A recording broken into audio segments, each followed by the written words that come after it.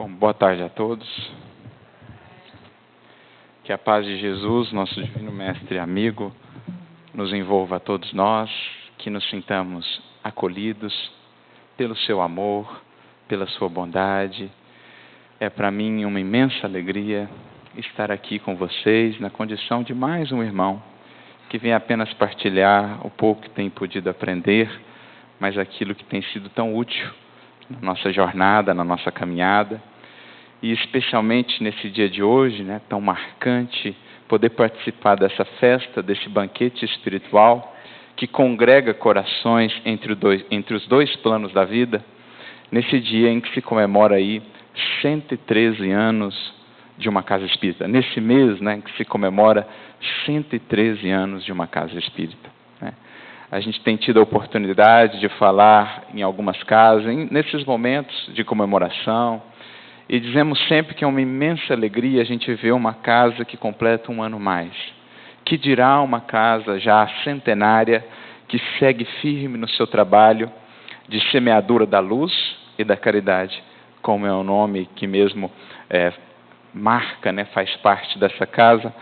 A gente fica muito feliz porque isso é, digamos assim, a prova mais patente que os corações que têm passado por aqui têm entendido realmente a finalidade maior, tanto do Evangelho do Cristo, como da doutrina espírita, que é de fazer uma obra, não a obra que é vista no mundo, a obra que é tocada, a obra de pedra que um dia será pó novamente, mas especialmente a obra que congrega, que reúne os corações, que é o que dá vida a uma casa espírita, que é o que dá longevidade a uma casa espírita.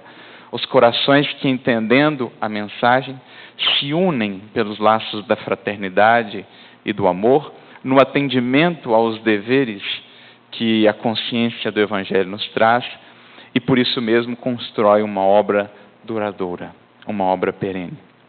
Então é uma alegria enorme vermos que, enquanto o Espiritismo ainda lançava os seus primeiros fundamentos, espalhava as suas primeiras raízes Brasil afora, já tínhamos aqui visionários, já tínhamos aqui tarefeiros que fundavam uma casa espírita nos primórdios, digamos, da consolidação do espiritismo no Brasil.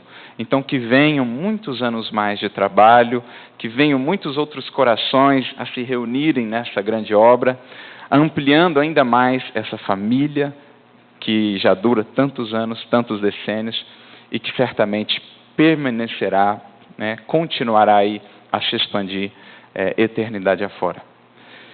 E a proposta que nós apresentamos de reflexão nessa tarde, de certo modo vai estar relacionada justamente à reflexão em torno do que seja, por exemplo, o papel de uma casa espírita, o papel de nós, enquanto cristãos, no atendimento dos deveres fundamentais que o Evangelho e que o Espiritismo apresenta para nós.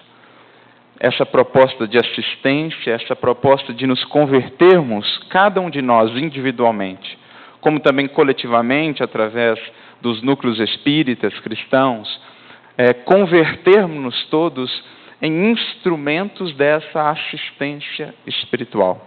Instrumentos por meio dos quais o Cristo, como seus mensageiros, o próprio Criador, através da sua inspiração, possa atuar, amparando, orientando, nutrindo as consciências de passagem aqui pela experiência física.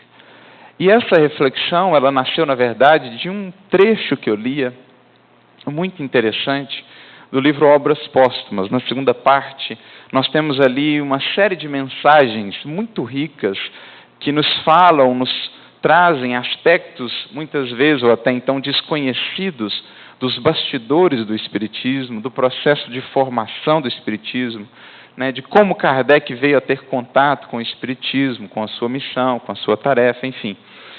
Essas mensagens profundamente enriquecedoras que estão ali presentes na segunda parte do livro Obras Póstumas, especialmente algumas que estão ali num subtítulo, A Minha Primeira Iniciação no Espiritismo, em que Kardec vai dando detalhes de como veio a ter contato com aqueles fenômenos, com o processo, e como, daquele primeiro contato, muitas vezes, naquele primeiro momento, com uma certa resistência, com uma certa precaução com relação àqueles fenômenos que aconteciam, como dali ele pôde encaminhar-se ou pôde chegar até a condição de ser ou de se tornar aí o codificador, o elaborador da doutrina dos Espíritos. E em determinado momento, nessas mensagens, é-nos relatado um diálogo, uma entrevista que Kardec tem com o próprio Espírito de Verdade. É colocado ali para nós um diálogo entre eles. E especialmente uma pergunta que Kardec faz ao Espírito de Verdade, e mais ainda, a resposta que ele recebe de volta, me chamou muita atenção. No primeiro momento que li, foi até um certo impacto, porque nos convida a muitas reflexões sobre a nossa atuação no mundo, sobre a nossa atuação espírita, tanto individualmente como coletivamente na casa espírita. Em determinado momento, Kardec volta-se ao Espírito de Verdade e diz assim: disseste que serás para mim um guia, que me ajudará e que me protegerá. Então, é aquela conversa em que o Espírito de Verdade vai se colocando como aquele orientador dos trabalhos. Claro, toda uma falange a serviço do Espírito de Verdade, colaborando com Kardec, mas ele, o Espírito de Verdade, assumindo, digamos assim, a orientação de todo aquele processo que se construía, de toda a elaboração da codificação desde os seus primórdios. Então, Kardec diz: você diz que será para mim um guia, que me ajudará, que me protegerá. E eu entendo essa proteção e o seu objetivo dentro de uma certa ordem das coisas. Então, dentro de um certo universo, de um certo prisma, eu compreendo esse auxílio, para garantir que a obra se desenvolva, para garantir que ela não saia aí dos trilhos que deseja o alto, que ela possa percorrer. Então, aquela proteção particular, aquela proteção mais íntima a Kardec, ele a entendia em um certo universo, em uma certa ordem de coisas, especialmente no que dizia respeito ao próprio pensamento, a elaboração, a ordem, a construção do corpo do Espiritismo, do corpo doutrinário da mensagem espírita. Mas então Kardec faz uma pergunta interessante. Mas essa proteção, ela alcançará ou envolverá também as coisas da vida material? Então, essa proteção, aquela assistência espiritual, ela se restringia mais apenas às questões do pensamento, da orientação para que a obra saísse a contento, para que Kardec pudesse realmente alcançar toda a proposta de renovação do pensamento que ali se firmava, se fazia, ou ela envolveria também, digamos, auxílios mais práticos no que diz respeito aos desafios da vida material, a todos os desafios que aquela obra gigantesca que começava a se desenhar haveria de trazer. E a resposta do Espírito de Verdade é das mais bonitas. E, como disse, me levou a refletir muito sobre o que é realmente esse nosso compromisso com a assistência espiritual, né? Quais são realmente todos os auxílios, os deveres incluídos nessa proposta de auxiliarmos espiritualmente as criaturas. Como os espíritos superiores, no caso ali o Espírito de Verdade, entendem a questão. Então o Espírito de Verdade responde assim: nesse mundo, a vida material é muito de ter-se em conta. Não te auxiliar a viver seria não te amar. Essa resposta é linda. Nesse mundo, ou seja, embora espíritos, embora sabendo da nossa realidade também de espíritos, eles sabem, eles entendem, os espíritos superiores, como é a dinâmica da vida material. As vicissitudes, as fragilidades, os desafios, as lutas diárias, as lutas cotidianas. E mais do que isso, entendem, talvez melhor do que nós, a importância da experiência física na construção do espírito. A importância das provas, dos desafios que vivemos aqui, Não só aquelas provas morais, mas as lutas do dia a dia, os desafios com o emprego, com os recursos materiais, no lar, com a família, com a saúde do corpo. Sabem eles as finalidades maiores que estão por detrás desses acontecimentos. Por isso, diz o Espírito de Verdade, nesse mundo, a vida material é muito de ter-se em conta. Sabem a importância da oportunidade para o ser imortal de uma encarnação. Sabem como é difícil lidar com as limitações que a matéria traz. O esquecimento, as limitações na apreensão da vida, do que nos cerca, o esquecimento transitório do que fomos, dos potenciais, muitas vezes, que ainda jazem latentes em nós. Né? O não entendimento, muitas vezes, ou a incapacidade ainda de criar os vínculos entre os acontecimentos de hoje com os do passado, que nos leva muitas vezes às dúvidas, ao desânimo, à desesperança, enfim. Sabem eles o que é o desafio da vida material. E por isso mesmo sabem a importância de auxiliar-nos não só no que diz respeito às questões mais espirituais propriamente ditas, mas inclusive também nas questões da vida material. Porque é isso também um projeto de amor, uma demonstração de amor, como diz o Espírito de Verdade. Não te auxiliar a viver aqui seria não te amar. Cuidar da saúde do corpo, te auxiliar com as questões dos recursos materiais, para que a obra possa prosperar, para que você e a Meli possam manter-se focados na obra, enfim. É também parte do nosso auxílio, do nosso compromisso contigo, esse auxílio, digamos, mais material, nas questões mais pragmáticas da vida. E aqui eu me recordo de uma outra questão do Livro dos Espíritos, que vai no mesmo sentido, a questão 524, quando Kardec pergunta aos benfeitores espirituais acerca dos espíritos protetores, ele pergunta assim: os avisos dos espíritos protetores visam nos auxiliar apenas com relação ao procedimento moral ou também alcançam o proceder nas questões da vida particular? Em outras palavras, o auxílio dos espíritos protetores de cada um de nós, dos benfeitores amigos, visa apenas nos orientar quanto às questões morais, às escolhas espirituais, às definições, à conduta, enfim, ou também alcançam, envolvem esses avisos, essas orientações, essas inspirações, as questões mais práticas do dia a dia, da vida cotidiana, da luta diária. E a resposta dos Espíritos, mais uma vez, é encantadora nesse sentido. Dizem os benfeitores: tudo, ponto. Tudo, ponto. Os Espíritos se esforçam para que vivais o melhor possível, da melhor maneira possível, com a maior suavidade que nos seja possível. Então, essas duas respostas, tanto a do Espírito de Verdade como a dos benfeitores, em O Livro dos Espíritos, num primeiro momento me causaram um choque, uma certa renovação de entendimento do que seja o trabalho espírita, a assistência espiritual, a própria ação dos benfeitores. Porque geralmente nós associamos esse auxílio dos benfeitores a apenas as questões, digamos assim, mais espirituais, às grandes questões da vida, às grandes questões filosóficas, como se nos pequenos detalhes da vida prática e cotidiana estivéssemos somente por nós mesmos. Mas não é isso que eles estão nos dizendo.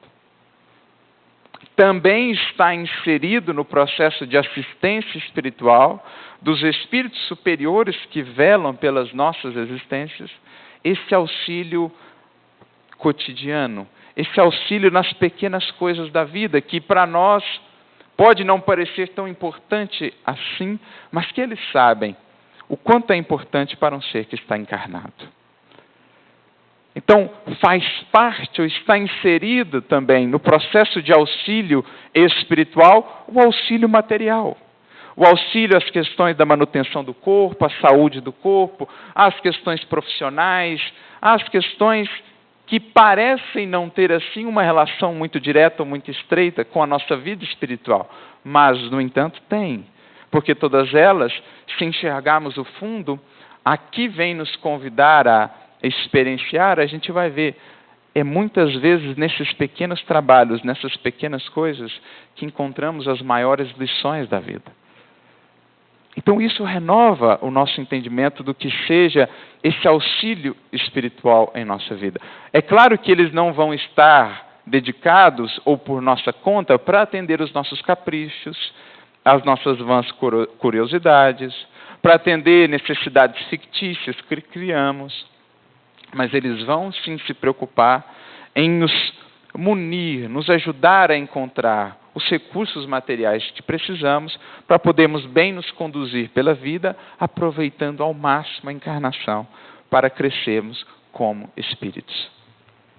Então é preciso olhar para essa questão do auxílio espiritual, tanto dos espíritos para conosco, como o de cada um de nós para com todos os que nos cercam, seja na nossa atividade particular, seja na atividade da casa espírita como um todo, é preciso enxergar também esse convite ao auxílio das questões mais práticas do dia a dia, da vida cotidiana. É preciso ter essa nova compreensão, esse novo olhar, buscando-nos preparar também para sermos melhores instrumentos do alto nesse auxílio aos nossos semelhantes. Porque essa é uma finalidade primordial da nossa experiência cristã. Formarmos-nos, prepararmos-nos, sintonizarmos-nos com o alto, para que o alto possa nos utilizar também para espalhar essa assistência espiritual aos outros, aos que caminham conosco, aos que convivem conosco no dia a dia, aos que nos buscam na casa espírita. Somos convidados não só a auxiliar espiritualmente com todo o cabedal de informações que o Espiritismo terá, mas também, na medida do possível, atendermos também a esses recursos ou auxílios materiais. Porque a espiritualidade superior conta com os que aqui estamos encarnados para estender esse auxílio. Somos nós, a comunidade dos seguidores de Jesus, os seus braços, as suas mãos, os seus pés no mundo. É a definição que o apóstolo Paulo trará nas suas cartas, na carta aos Efésios, por exemplo, na primeira carta aos Coríntios, do que é a igreja do Cristo. Entendamos melhor essa expressão. A palavra original no grego, eklesia, que foi traduzida por igreja, representa a comunidade dos seus seguidores, dos seus discípulos. E como Paulo define essa comunidade dos seus seguidores? Como o corpo do Cristo. O mestre é a cabeça, nós o corpo. Ele orienta as ações, nós executamos. Nós somos do mundo os seus braços, a sua boca, os seus pés, enfim. Nós somos o meio do qual Jesus se utiliza para poder atuar juntamente com os seus benfeitores espirituais. Então, para que essa assistência do alto possa alcançar um maior número de corações, é preciso que possamos entendê-la também. Entender o que é essa assistência, o que nos compete fazer para que essa assistência possa se estender. Como vai resumir Emmanuel, o discípulo do Evangelho, ou melhor, o discípulo do Cristo é o braço do Evangelho no mundo. Então é nessa busca por melhor entendermos o que é esse nosso compromisso com a assistência espiritual, secundando ou servindo de instrumento aos benfeitores do alto, que nós voltamos mais uma vez ao Evangelho, àquele que nos foi dado como referencial maior. É o Cristo para sempre, ou sempre para nós é o Cristo, aquele referencial, aquele modelo de como pautar a nossa ação, pautar a nossa conduta no Espiritismo hoje, nos nossos trabalhos e atividades cristãs. E nesse sentido, é quase que impossível de nos recordarmos aqui Jesus, naquela tarefa, naquele momento da multiplicação dos pães no monte, quando não só multiplicava os pães das verdades eternas, dos conhecimentos superiores, enfim, do auxílio espiritual, mas como trazia também o auxílio material aos corpos famintos, aos corpos feridos. Jesus partilhava não só o pão das verdades eternas, como também olhava, atentava, atendia às necessidades humanas na vida material. Multiplicava o pão para o espírito, como multiplicava também o pão para o corpo. Então, o próprio Cristo, em sendo para nós esse referencial, ao longo de toda a sua vida, nos demonstrou a importância de incluirmos também nas nossas atividades de auxílio aos nossos irmãos, àqueles que convivem conosco, esse auxílio material, esse auxílio primeiro às necessidades mais básicas, dentro das nossas possibilidades, para que cada um dos nossos irmãos, tendo a vida material mais sustentada, mais amparada, possa também estar mais desperto, mais atento para as questões espirituais. Me recordo aqui da questão 643, O Livro dos Espíritos, quando vão falar sobre o bem, a necessidade de cada um de nós de fazermos o bem. E os Espíritos vão dizer, a pergunta de Kardec, que havia questionado, existe alguma circunstância em que o ser humano está impossibilitado de fazer o bem? E os Espíritos respondem, não. A quem quer que não se ache cego pelo egoísmo, desde que se esteja em relação com outras pessoas, há sempre ocasião de fazer o bem. Há sempre possibilidade de ajudar alguém. Porque para o homem, acrescentam eles, fazer o bem não consiste apenas em ser caridoso, mas em ser útil, dentro das nossas possibilidades, toda vez que o nosso concurso venha a ser necessário. Então veja que interessante essa definição do nosso compromisso com o bem. Não é só aquele gesto de caridade mais moral, a indulgência, o perdão, a benevolência, aquilo que classificamos mais propriamente como caridade. Mas também fazer o bem representa para nós sermos úteis para os nossos irmãos, tanto quanto nos seja possível. Úteis nas pequenas coisas do dia a dia. Um auxílio ao irmão que está tendo dificuldade de usar o computador, um auxílio ao irmão que está desempregado, um auxílio ao irmão que está sem recursos, que está passando por uma necessidade maior, um auxílio ao irmão, enfim, quantas não são as possibilidades que, num primeiro olhar, não seriam assim classificadas como caridade, mas que são também essa expansão ou esse atendimento do nosso compromisso de exercer o bem, sendo úteis, tanto quanto nos seja possível, amparando as consciências e os corações também no que diz respeito aos desafios da vida e da experiência material. Então, eu me recordo aqui de uma mensagem que trouxe, que está no livro Vida e Caminho, capítulo 1, chamada Jesus e Assistência. E Emmanuel vai justamente comentar essa passagem da multiplicação dos pães, e ele inicia sua mensagem com uma pergunta, dizendo assim, por que teria Jesus multiplicado os pães para a multidão que lhe ouvia a palavra? Então, por que Jesus, além de multiplicar o pão do alimento espiritual, se dedicou também a multiplicar o pão para aquela multidão que ali o ouvia? Emmanuel então diz assim, de certo que se o maná da revelação pudesse atender de maneira total às necessidades da alma no plano físico, não se preocuparia o Senhor em movimentar as migalhas do mundo para satisfazer a turba faminta. Então, se bastasse, na questão da assistência espiritual, apenas divulgar as verdades divinas do Evangelho, sem o auxílio às questões mais materiais, o Mestre não teria se dedicado também a curar os corpos, a multiplicar o pão. Como a nos deixar para o futuro de todos os seus discípulos, os seus seguidores, essa informação, mais do que isso, essa compreensão de que somos convidados também a esse auxílio mais pragmático na vida de nossos irmãos, tornando-a, como os Espíritos disseram lá na questão 524, a mais suave possível, a melhor possível, a partir dos nossos esforços, sem alimentar caprichos, é claro, ilusões, mas atendendo às necessidades primordiais. Então, é essa lição implícita que está ali representada nessa dupla multiplicação que Jesus faz na passagem da pregação no monte. É que o estômago vazio e o corpo doente alucinam os olhos e perturbam os ouvidos, impedindo a função do entendimento. Ou seja, é até um próprio processo preparatório de estabilização do ser, de digamos assim, equilíbrio do ser nas necessidades mais básicas e fundamentais, para que esteja minimamente preparado, disposto ou aberto para acolher e para entender essas questões mais altas, mais elevadas da vida, o auxílio espiritual. Quando falta o fundamental na vida ou na experiência física, a criatura tem imensas dificuldades de voltar-se a sua mente, o seu entendimento a essas questões mais fundamentais. Então o mestre sabia dessa necessidade, atende-a, equilibra os corações para que eles pudessem então se voltar para as outras questões que são também fundamentais.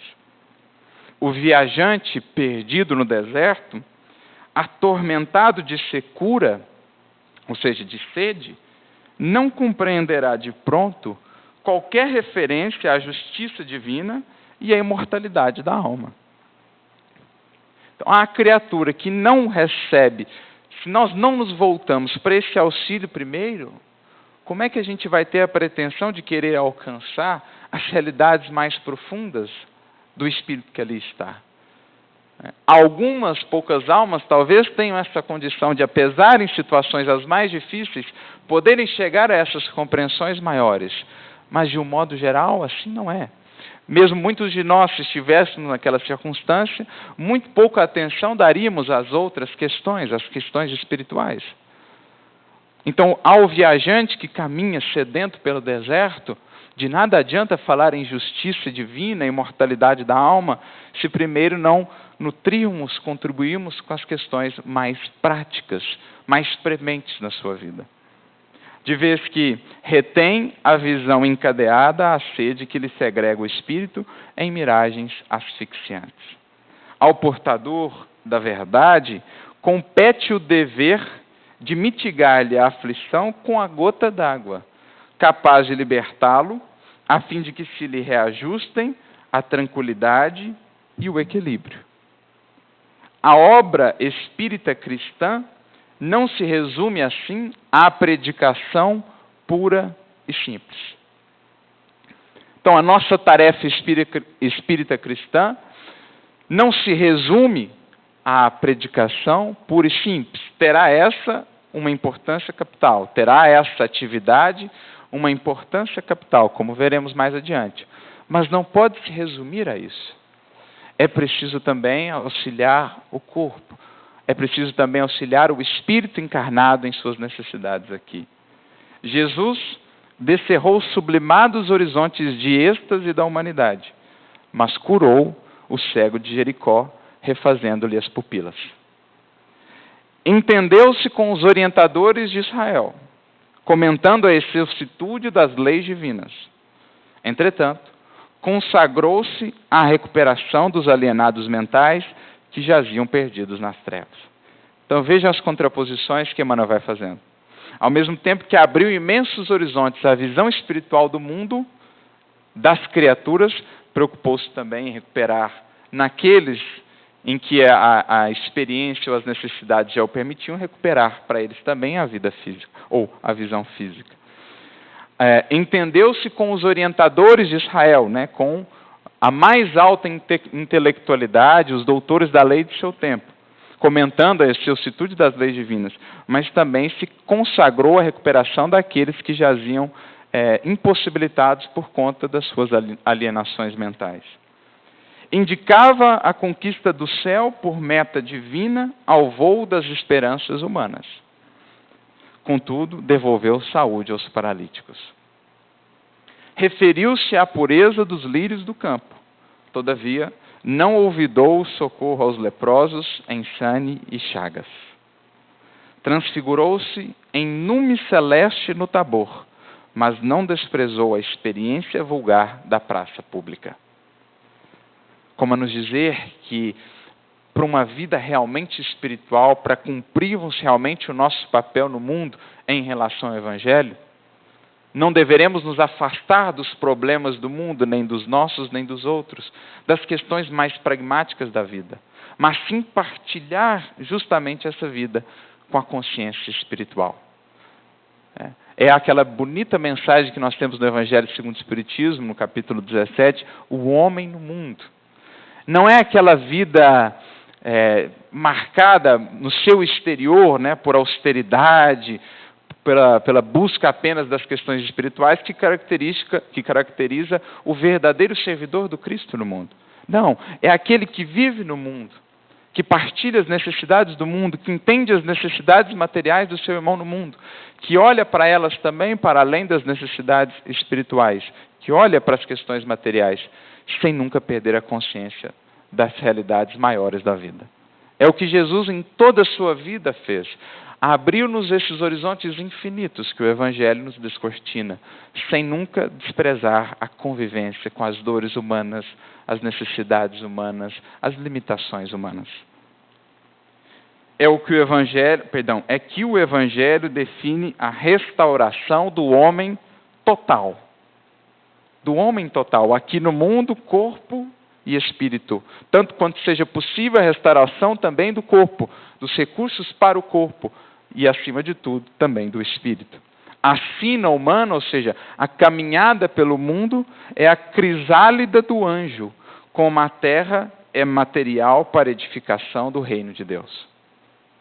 A vida material não é algo que, a pretexto de desenvolver espiritualidade, devamos desprezar, porque é justamente ela o caminho que nos permitirá conquistar a espiritualidade. Estamos aqui lidando com a matéria justamente para aprendermos a governá-la, a sobrepormos-nos a ela. E isso é purificação espiritual. É por isso que chegamos a encarnar. Por muito tempo surgiu no próprio seio do cristianismo esse entendimento de que a matéria em si, ou a vida material, era como que pecaminosa, que para vivermos realmente uma experiência espiritual, precisaríamos nos afastar disso. No entanto, o Espiritismo renova-nos o olhar e mostra que a espiritualidade se desenvolve não tanto no insulamento lá dos mosteiros, mas sobretudo no dia a dia, nos desafios e nas vicissitudes do dia a dia. Porque é aí que realmente se testa a sobreposição do espírito sobre a matéria. É aí que realmente se afere o desenvolvimento das virtudes e a desmaterialização do ser. Aquele que consegue aqui viver, conviver, atender às necessidades fisiológicas básicas, aproveitar-se do imenso tesouro que recebemos no corpo físico, sem nos prendermos excessivamente a isso, esquecendo de cultivar o nosso espírito. Então, o que Emmanuel está dizendo aqui, o que Jesus nos ensina, a sina humana é a crisálida da angelitude. E o material que recebemos aqui na Terra, a nossa profissão, o nosso corpo, os recursos monetários, não são maus em si mesmos. São, na verdade, ferramentas preciosas, que até então têm sido muitas vezes mal utilizadas por nós. Então, os Espíritos vêm nos auxiliar a entender como melhor utilizar essas ferramentas, mas também a nos prover daquilo que precisamos para aproveitar ao máximo a encarnação. Desprezar a fraternidade uns para com os outros, mantendo a flama do conhecimento superior, será o mesmo que encarcerar a lâmpada acesa numa torre admirável, relegando à sombra os que padecem desesperados ou que se mobilizam inermes em derredor.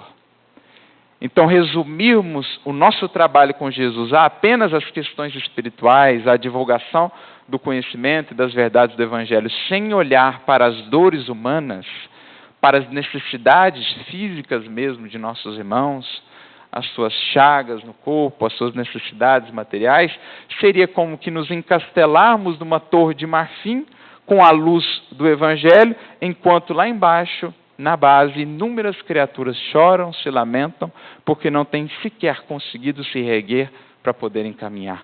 Não têm sequer conseguido o equilíbrio mais fundamental para poder olhar para aquela luz, a absorver e se orientar na caminhada. Então, por assistência espiritual, esse é o primeiro ponto que gostaríamos de deixar aqui, né, como compreensão. Ela vai envolver ou englobar também esse olhar para a assistência material. É algo que não devemos, que não podemos esquecer em nosso trabalho com Jesus. Ele mesmo sendo esse referencial para nós, o planificador de todo o nosso trabalho cristão, sempre fez questão de nos mostrar isso ao longo de toda a sua caminhada conosco. e é o que o Espírito de verdade fez questão de frisar a Kardec, e naturalmente, deixando para todos nós essa mensagem de que é também um gesto de amor ajudar as criaturas a viver aqui. Se eles, os benfeitores, o fazem, por que nós nos recusaríamos a fazer? Então é uma necessidade premente da nossa ação individual, como também da casa, do núcleo espírita, amparar, assistir materialmente os corações e as consciências, preparando mesmo o terreno para a sementeira das realidades espirituais. Multiplicar o pão do corpo, multiplicar o pão do espírito. Buscarmos ser, tanto quanto nos seja possível, úteis nas mais simples e corriqueiras coisas do dia a dia, porque isso é também assistência espiritual. É nessas pequeninas sementes de auxílio, de compreensão, de bondade, de generosidade, de olhar e de entender a dor e a necessidade do outro, que a gente vai edificando as construções mais duradouras em nossa alma. Talvez por isso tenha Jesus comparado o reino de Deus a um grãozinho de mostarda. Como a dizer que são esses pequenos gestos de gentileza, de compreensão, de amparo diários, essas pequenas sementeiras na luta diária, quando nos fazemos úteis, quando amparamos a alguém, que vão aos poucos construindo em nós essa realidade do reino de Deus. Esse é o primeiro ponto que a gente gostaria de destacar. É preciso olhar também para essa assistência material. Mas, claro, sem nos esquecermos do que seja fundamental. Porque no auxílio material estamos tratando geralmente no plano dos efeitos. É preciso, se quisermos realmente cumprir a tarefa ou a proposta do Evangelho no mundo, alcançar o plano das causas. Geralmente as limitações, as experiências difíceis que vivemos aqui na matéria são consequências cujas causas remontam, na verdade, no mais íntimo dos seres. São essas causas, as principais causas do sofrer humano, que nós precisaremos também atender. O auxílio material, a assistência material, já foi por nós agora incorporado, entendida como parte fundamental da assistência espiritual, porque é espiritual também. Mas não podemos nos esquecer do que seja fundamental. Despertar o ser para o que ele é, despertar o ser para o que é o seu destino, despertar o ser para os seus imensos potenciais, convidando-o por um trabalho interno de autoconsciência e de autoeducação a se libertar e a construir aquilo que está destinado a ser. O espírito imortal, construtor de si mesmo, eternidade afora, encontrando em si as principais raízes do seu sofrer e encontrando também consigo as principais ferramentas de libertação, de consciência e de construção de si mesmo. Então é preciso, na assistência espiritual, na seara do Evangelho, conjugar essas duas coisas. A assistência mais pragmática, que diz mais respeito às questões do cotidiano da vida, mas também a assistência mais fundamental à alma, ao espírito, ao ser imortal, momentaneamente passando pelas experiências aqui no plano físico. Eu me recordo, mais uma vez, voltando ao cristianismo primitivo, àqueles que eram para nós os referenciais, o próprio exemplo da Casa do Caminho vai ter muito a nos dizer nesse sentido, o que é esse compromisso nosso de assistência espiritual, porque a Casa do Caminho sempre teve esse compromisso com auxílio aos necessitados. Acolhiam ali os enfermos, acolhiam ali os que não tinham recursos materiais, acolhiam os que haviam sido abandonados, excluídos. Sempre foi uma marca, desde o princípio da Casa do Caminho, esse acolhimento cristão, esse atendimento às necessidades do corpo também, mas sem nunca se esquecer do fundamental, a iluminação do Espírito. Então, em Atos dos Apóstolos, por exemplo, no capítulo 6, temos um relato interessante que descreve para nós um pouco de como era essa realidade dos primeiros grupamentos cristãos. Em determinado momento, no capítulo 6, descreve Lucas, o evangelista, autor de Atos dos Apóstolos, que o trabalho assistencial cresceu de tal modo na Casa do Caminho que os discípulos, os primeiros discípulos, estavam tendo dificuldade em continuar com o trabalho da pregação do Evangelho. Então, em determinado momento, um deles, que o livro Paulo Estevão vai nos dizer ser João, volta-se aos demais e diz assim: não nos convém deixar o serviço do evangelho, da divulgação, da pregação divina, para atender às mesas. E eles então convocam uma reunião. Não é que João menosprezasse aquele trabalho, mas ele diz: não nos convém. Não podemos esquecer que, para além disso, nós temos um outro compromisso também essencial, talvez até mais essencial. Então, eles organizam ali uma reunião e deliberam. Fazem uma escolha ali de alguns que estariam mais dedicados ao trabalho mais material, a servir às mesas, atender aos enfermos, amparar os que ali chegavam com as suas necessidades, e outros que estariam mais dedicados à tarefa de assistência espiritual ou educativa do Espírito. Dentre os escolhidos para atender ou servir às mesas, um deles é bem conhecido de nós. Um diácono era o próprio Estevão, um daqueles primeiros auxiliares que atendia. Mas é interessante pensar como, então, naquela primeira comunidade cristã, eles já tinham essa consciência de que essa assistência se deve dar em duas frentes e que não podemos privilegiar nenhuma em detrimento da outra. Não podemos focar nenhuma esquecendo-nos da outra. Quando uma passou a preponderar sobremaneira sobre a outra, a assistência material sobre a iluminação do Espírito, então alguns deles, já conscientes do papel que tinham, recorrem a essa reunião e dizem: vamos fazer a separação. Dediquemos pessoas para esse trabalho, que é importante, que é essencial, mas não nos esqueçamos do trabalho, da divulgação do Evangelho, que liberta o espírito, que alcança o universo, o plano das causas, que trabalha não só as questões transitórias, mas que trabalha questões de eternidade. Pensemos não só na personalidade que agora passa por essas necessidades, mas pensemos também no espírito, no ser imortal e no seu caminho para além do túmulo. Olhemos mais além ao olhar, ao contemplar a pessoa humana. Né? Amparemos os corações nessas duas frentes. Então, essa consciência que já fazia parte lá dos primeiros núcleos cristãos é a consciência que hoje também somos convidados a ter. Ter, sim, a atividade de assistência material, mas investimos recursos, pessoal, dedicação, compromisso a essa que é talvez a primordial tarefa do Espiritismo, como do Evangelho, que é a educação do ser, a da sua libertação espiritual das chagas de si mesmo. Há algo que mais adiante Paulo também vai frisar ou ressaltar. Passado um tempo, a Casa do Caminho passa por imensas dificuldades, as perseguições, as lutas. Pedro estava ali quase que sozinho, Tiago sendo aquela ponte com o judaísmo na época lá em Jerusalém, que permitia ainda a existência da Casa do Caminho, mas em determinado momento a Casa do Caminho passou por perseguições de tal maneira, sobretudo depois da morte do irmão de João, Tiago Maior, que foi o primeiro discípulo a morrer, foi sacrificado, martirizado. A Casa do Caminho passou por tais processos de perseguição que chegou-se ao ponto em que o Evangelho, a mensagem do Evangelho, não era mais estudada, não era mais trabalhada. Praticamente a Casa do Caminho converteu-se, em determinado momento, somente numa casa de assistência material.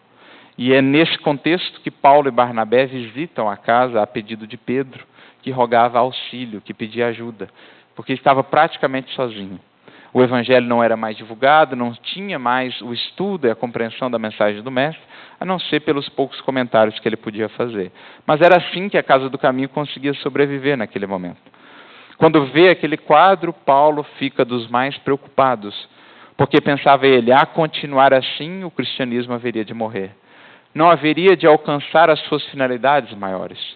Quando volta da viagem estão indo em direção a Antioquia, de onde haviam vindo, juntamente com Barnabé, ele vem então comentando sobre aquilo e nasce em seu pensamento uma ideia, que foi uma ideia, digamos assim, importantíssima para o futuro do cristianismo, para nós hoje que aqui estamos a estudar a mensagem de Jesus. Tem ele a ideia de levar a mensagem do Cristo a outros universos, sair apenas daquele pequeno núcleo onde ela vivia até então, Israel, ampliá-la aos gentios, levá-la a outras terras, a outras culturas. O trabalho da divulgação da mensagem cristã em mais larga escala nascia ali numa inspiração de Paulo. Porque ele dizia, se não o fizermos, Barnabé, a mensagem, se ela se resumirá apenas à assistência, ela vai morrer, vai fenecer, sem alcançar as finalidades maiores pelas quais ela veio ao mundo.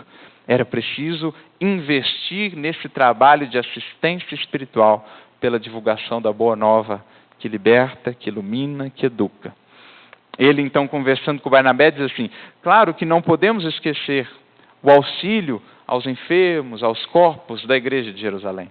Tem sido isto mesmo que a tem mantido viva, tem sido a sua pedra aí de salvação. Mas a gente tem que convir que corpos enfermos, necessidades materiais, em todos os tempos existirão. Na tarefa cristã não poderemos esquecer dessa tarefa de assistência material, mas a iluminação do Espírito é fundamental. Porque a iluminação do Espírito, o Espírito que acolhe em seu íntimo, em seu coração, a mensagem do Cristo, por si só, ou apenas por esse fato, toda a sua relação com a vida que o cerca já se modifica. As suas necessidades já se modificam. Porque a exemplificação do Mestre renova por completo a maneira pela qual enxergamos a vida. O que antes parecia uma necessidade já não é tão necessidade assim. Aprendemos a nos contentar com muito menos, aprendemos que rico é aquele que tem menos necessidades. Então, a nossa própria relação com as coisas do mundo já se modifica pela simples incorporação da mensagem de Jesus. O nosso olhar para os desafios, pelas experiências difíceis que a vida nos traz, se modifica também por completo. Uma enfermidade, à luz do Evangelho, é agora entendida, mais do que um problema, é entendida como uma bênção. Uma bênção de aprendizado e de construção do ser imortal que sou. Muitas vezes é o corpo o escoadouro das imperfeições do espírito, dos desajustes do espírito ao longo da caminhada. Então a enfermidade é agora enxergada, entendida pelo coração que acolhe o Evangelho, como bênção. Muitas vezes como a própria resposta às rogativas que fazemos ao alto, que vem despertar o nosso espírito para o que é essencial, para o que de fato somos, para a vida imortal. Os desafios, os problemas, seja um revés financeiro, seja a perda de um emprego, seja uma dificuldade que for no mundo, ao invés de ser enxergada ou entendida apenas como algo ruim, como algo pelo qual devamos lamentar, vai ser enxergada agora como um convite a renovar o nosso olhar, como uma oportunidade de testar, de aferir, de consolidar mais a nossa fé, a nossa confiança no amor e na sustentação divina. Enfim, a simples adesão do coração à mensagem da Boa Nova já renova por completo a própria relação do ser com as necessidades materiais, com as necessidades da vida física. Portanto, educar o espírito, iluminar o espírito, é também auxiliá-lo nas questões práticas e cotidianas do dia a dia. Por isso tem ela essa importância, sem contar, é claro, no processo libertador que ela promove não só para essa experiência, mas para a jornada do espírito como um todo. E daí ele passa então a investir nessa assistência espiritual pela divulgação da mensagem do Cristo, explicada e, sobretudo, eloquentemente levada aos outros corações a partir da sua própria vida, da sua própria exemplificação. Então a gente percebe também já nas primeiras comunidades, no entendimento daqueles primeiros cristãos, como eles enxergavam o compromisso que tinham com Jesus de serem no mundo esses instrumentos por meio dos quais ele pudesse atuar. Os seus compromissos com a assistência espiritual, eles enxergavam a importância de se conjugar esses dois elementos na nossa atividade. A assistência espiritual, a assistência às necessidades dos nossos irmãos, mas sempre também amparada pela assistência espiritual, que é a finalidade maior da mensagem libertadora do Evangelho. E é isso, mais ou menos, o que também, numa outra mensagem muito interessante, agora do Espírito Sheila, nossa querida Sheila, no livro Ideal Espírita, capítulo 37. É isso que ela vai dizer numa mensagem chamada Cérebro e Estômago, capítulo 37, em que ela diz assim: se pretendes ajudar o cérebro que desatina, atende igualmente ao estômago que padece. Então, por cérebro e por estômago, nós temos nessa mensagem símbolos. Um diz respeito às necessidades da mente, do espírito. Outro, o estômago, diz respeito às necessidades do corpo, às necessidades transitórias do ser. Se quisermos amparar a um, não nos esqueçamos de amparar a outro. É preciso conjugar, e aí está o grande equilíbrio da vida. Nem nos dedicarmos somente a um, nem a outro. Nem utilizarmos de um em detrimento do outro, mas conjugá-los no todo da assistência espiritual. Mente sã em corpo são, doutrinava a cultura antiga. E ninguém terá pensamento sadio sem digestão correta. Mais difícil se torna ao ser o seu equilíbrio espiritual quando lhe falta o fundamental no que diz respeito às necessidades transitórias. Claro que não nos referimos aqui aos abusos do prato, mas à refeição frugal e pura que mantém a saúde física. Não olvidemos, assim, a obrigação de sossegar as necessidades básicas do próximo para que lhe possamos doar a mensagem de nossa fé. Sossegar as necessidades básicas para que haja terreno, para que haja receptibilidade para a mensagem espiritual. Nem somente pão excessivo, que redunde em moléstia e viciação, ou seja, nem só o cuidado apenas com a assistência material, que, quando sozinha, muitas vezes acaba se deturpando, se desviando e alimentando viciação e moléstia, ou seja, estagnação espiritual, quando nos esquecemos de levar também a mensagem espiritual, nem somente discurso sistemático, que resulte em demagogia e retórica. Então, nem somente também falar, abrir esses horizontes novos ao pensamento, quando o outro sequer consegue prestar atenção, porque não recebe de nós também esse olhar para as suas necessidades básicas. Orientação para o cérebro, socorro para o estômago. Exemplo e lição, atitude e palavra, alimento e agasalho, remédio e consolo. Estudo que edifique, bondade que reconforte. Refeitório que restaure, escola que ilumine. Através do Evangelho, no capítulo 6 de Atos dos Apóstolos, o mesmo que agora citávamos, somos informados de que no primeiro santuário do cristianismo em Jerusalém, havia quem amparava os sedentos de luz, os que levavam adiante a mensagem do Evangelho, e quem servia aos famintos de pão, os que atuavam no atendimento aos necessitados. Conjugavam-se tribuna e mesa, verdade e amor para a vitória da luz. Então, conjugar em nossa vida tribuna e mesa. Então, educação e serviço ao semelhante. Verdade e amor, caridade, que se expresse mesmo na caridade mais material, para a vitória da luz. Para realmente amparar os corações. Essa assistência no sentido abrangente que nos compete. Assim sendo, no apostolado espírita, que revive o ministério divino do nosso Senhor, ou seja, o que hoje fazemos nada mais é do que nos inspirarmos no que Ele lá atrás fez e por isso tomamos como referência, não nos esqueçamos das aflições da alma e do corpo. Auxiliemos as vítimas da ignorância, sem olvidar as criaturas que jazem sobre o grilhão das calamidades materiais. O cérebro depende do estômago para governar a vida orgânica. O estômago depende do cérebro para sustentá-la. Ambos reclamam atenção e carinho. Foi por isso, talvez, que a sabedoria divina separou um e outro, impondo-lhes o coração de permeio.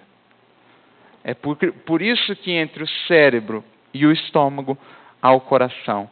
Como a nos mostrar que, nutridos ou orientados pela caridade em seu sentido mais abrangente, que Jesus nos exemplificou, ou seja, conduzindo-nos pelo coração, saberemos olhar de maneira igual, dar a mesma importância, atenção e carinho, tanto às necessidades do cérebro, do pensamento humano, da mente do ser imortal, como também na sua condição transitória de ser encarnado, a atenção devida ao estômago, às necessidades do corpo.